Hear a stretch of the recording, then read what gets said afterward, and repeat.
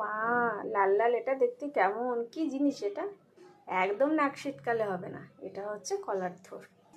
খুবই উপকারী জিনিস। যাদের হাই প্রেশার আছে তাদের ক্ষেত্রে তো আর কিছু বলারই নেই। কলার থোড়ের যে কতটা প্রেশার কন্ট্রোলে রাখে, যার হয় সেই জানে। আর কলার থোড় ঠিক তোমরা এইভাবে কুচি কুচি করে আলুর মতন কেটে যদি ভেজে খাও, তো কাঁচা রসও খেতে হবে না চিবিয়ে, আর এইভাবে খেলে আর মুখও ফেরাতে পারবে না। আমি কেটে জলের মধ্যে রেখে নিয়েছি, এবার জল থেকে তুলবো।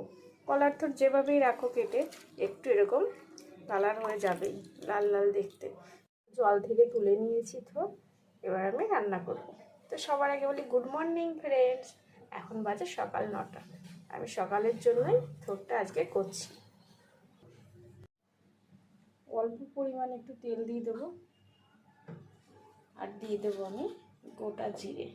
তোমরা চাইলে সর্ষেও দিয়ে দিতে পারো ফোড়নে।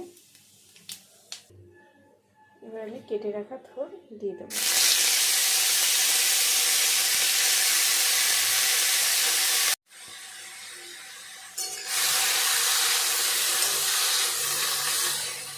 একটু নেড়ে চেড়ে লবণ হলুদ দিয়ে দেবো পরিমাণ মতো। দিয়ে দেবো দুটো কাঁচা লঙ্কা গোটা। লবণও খুব অল্প দিতে হবে, তেলও অল্প। এবার ভালো করে নেড়ে চেড়ে এবার আমি একটু ঢেকে দেবো যতক্ষণ না সিদ্ধ হয়।